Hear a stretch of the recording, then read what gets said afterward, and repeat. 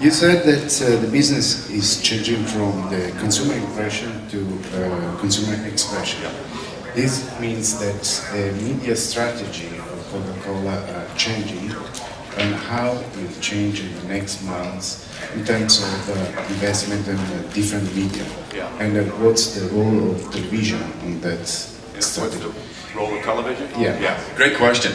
Yeah, it is evolving. It is changing. There's no question that I think about it as, everybody comes to me and says, "Oh, we had 1 billion impressions for that." I said, "Well, what does that mean?" I really don't need brand awareness, quite honestly. I love it, but I really don't need brand awareness for Coca-Cola. What I want is people expressing. So I think about the chain of impressions, expressions, conversations, and ultimately lead to transactions. If we're not in those conversations, then that'll be a problem for us. So, relative to media mix, television is still going to be important. That's where people sit and engage and kind of tune out. But we see certainly huge trends in kind of social TV, people multitasking, particularly millennials. My own young teenagers who give me such a hard time. They're always, they're multitasking when they're watching something on television. So television will still be a very important part. It isn't going away. What it is going to be is content that goes on every screen. And so the reality is, at this point, there's not enough investment, I would say, probably not even by my company, in the mobile space. That's where the eyeballs are. You got to fish where the fish are. So I think the one thing that we're trying to get our hands around is how much do we allocate to mobile? Because it's a little less proven as a model. Well, maybe you can do mobile couponing. Maybe you can drive traffic to your retailers. Maybe you can drive traffic to your vending machines. All of those things are, I would say, we're in the early phase of. In fact, all marketers are in the early phases of that. So I think it's just gonna get bigger, and ultimately it'll be a balance. The big challenge for marketers, you have a pie of money, it's not growing significantly. The big challenge is how you allocate your dollars against all these different endpoints. That's the big challenge for us.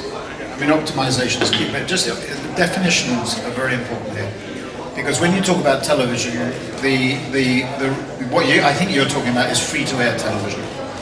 You're not talking about tablet TV or smartphone TV, and the simple fact is that actually post-Lehman, when you would have thought that would have had a big impact, what we've seen actually is more classical, more free-to-air TV watching until recently. The recent Nielsen data in the US is very interesting because it shows a decline in TV consumption +3, that's 3 days after airings, to catch some of the tablet and smartphone traffic. Debate whether it should be +7 days to capture it fully, but what you've seen is a little bit of decline. Now I think what you're starting to see is a shift, to Joe's point, a shift in the way that people consume TV, particularly amongst lower age groups, younger age groups. And our deal with Twitter, which was announced last week, to look at Twitter data is really interesting in this aspect, because what Twitter shows you is, I do think it's a PR medium, less an advertising medium, an informational medium, and you see this traffic that takes place whilst programs are on air. In fact, if you look at the data we saw at our Stream conference here in Cannes, our digital conference on Tuesday afternoon, we saw some of these slides on data, this data on these programs.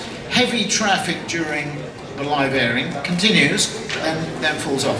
What this shows you is, to Joe's point, is that engagement on TV through other media, in this case a social medium, is very, very powerful.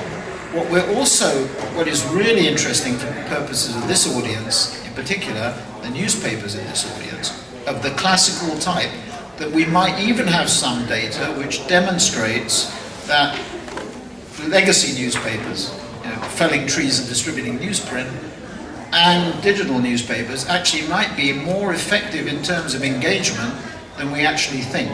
Because some of the traffic that we're seeing on Twitter seems to indicate that the degree of engagement, so it's not about reach, it's more about getting engagement and engaging consumers with the media. So I think you have to be very careful about definitions, and I think you have to be very careful about how where the technology is taking us, because there are some significant shifts there.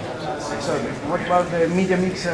Can you give some numbers about what you're going to spend on the digital environment?